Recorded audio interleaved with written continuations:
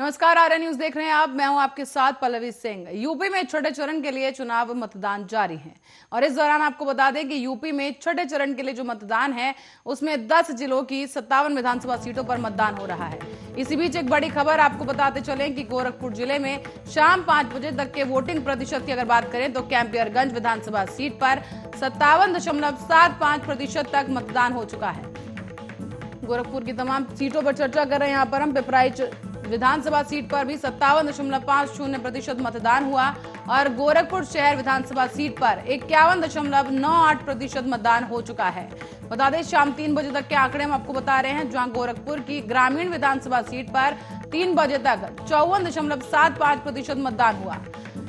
सहजनवा विधानसभा seat पर भी 55.45% मतदान शाम 3 बजे तक हो चुका है और खजनी विधानसभा सीट पर 51.76% मतदान हो चुका है।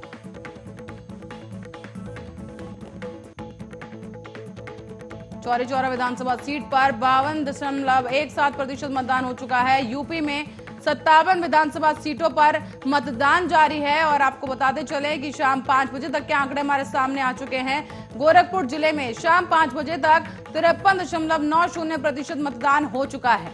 कैंपियरगंज विधानसभा सीट पर शाम 5 बजे तक 57.75% मतदान हुआ और वहीं गोरखपुर की पिपराइच विधानसभा सीट पर 57.50% मतदान शाम 5 बजे तक किया जा चुका है। साथ ही गोरखपुर शहर विधानसभा सीट पर 51.98% मतदान शाम 5 बजे तक किया गया और गोरखपुर ग्रामीण विधानसभा सीट पर 54.75% मतदान शाम 5 बजे तक किया जा चुका है।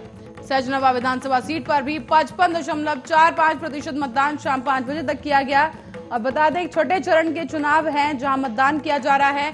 खजनी विधानसभा सीट पर 51.76% मतदान किया जा चुका है।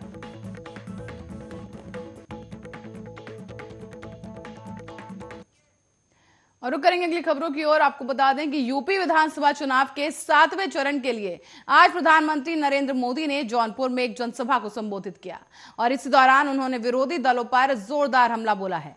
पीएम मोदी ने कहा है कि घोर परिवारवादियों ने पूर्वांचल के लोगों को उनके हाल पर जीने के लिए छोड़ दिया। घोर परिवारवादियों ने पूरी कोशिश की थी कि उत्तर प्रदेश जात पात में बंट जाए, लेकिन यूपी के लोगों ने इनकी चालाकी को समझ लिया है और आज यूपी एकजुट एक मत खड़ा हो गया है। पीएम मोदी ने आगे ये भी कहा जौनपुर में कि टीडी कॉलेज में जनसभा को संबोधित करते हुए कि भाजपा के प्रत्याशियों के पक्ष में मतदान करें। इसी के साथ ही उन्होंने ये भी बताया है कि भाजपा कैसे काम करती है और दूसरी पार्टियों के काम करने का तरीका क्या है। उन्होंने कहा है कि भाजपा की नीयत सबका साथ, सबका विकास, सबका विश्वास और सबका प्रयास ये है और इसी के साथ ही जो भी योजनाएं भाजपा बनाती है वो हर लाभार्थी तक पहुंचे और बिना बिचौलिए के वो योजना लोगों तक पहुंचे। माफियावादियों की नीयत क्या कुछ रही है ये जौनपुर के लोग अच्छे से जानते हैं। पीएम मोदी ने आगे कहा है कि घोर परिवारवादी ने पूरी कोशिश की थी कि उत्तर प्रदेश जात पात में बंट जाए, लेकिन यूपी के लोगों ने इन्हें नकार दिया है।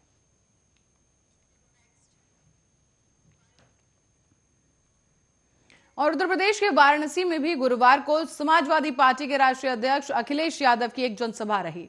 इस दौरान उन्होंने उनके साथ पश्चिम बंगाल की सीएम ममता बनर्जी और राष्ट्रीय लोकदल के नेता जयंत चौधरी भी मौजूद रहे। ये संयुक्त जनसभा थी जहां पर अखिलेश ने कहा कि ये चुनाव यूपी के भविष्य के लिए है। ये चुनाव तय करेगा कि देश में लोकतंत्र रहेगा या नहीं। उन्होंने ये भी कहा कि जब हमारी सरकार आएगी तो पुलिस की भर्ती के साथ ही हमारी कोशिश होगी कि सेना में भी भर्तियां आए। इस दौरान अखिलेश यादव ने प्रधानमंत्री नरेंद्र मोदी पर भी जुबानी हमला बोला और पूर्व सीएम ने कहा कि वाराणसी के जिस गांव को प्रधानमंत्री जी ने गोद लिया था उस गांव का प्रधान चुनाव बीजेपी का प्रत्याशी हार गया है। उन्होंने कहा कि बीजेपी के लोगों ने सपना दिखाया था कि बनारस को क्योटो बना देंगे, लेकिन आपको बताते चले कि बनारस के विकास को लेकर बीजेपी के लोगों ने काशी को इतना तोड़फोड़ कर दी है कि इस बार बनारस के लोग भारतीय जनता पार्टी के झूठ का रस निकालेंगे। अखिलेश यादव ने पूछा कि भाजपा ने कहा कि किसानों की आय दोगुनी होगी, क्या किसानों की आय दोगुनी हो गई है? उन्होंने कहा कि छठवें चरण में तो जनता भाजपा को छांट देगी और 7वें चरण में गठबंधन का इतना मजबूत बहुमत होगा कि भाजपा ने कभी कल्पना नहीं की होगी।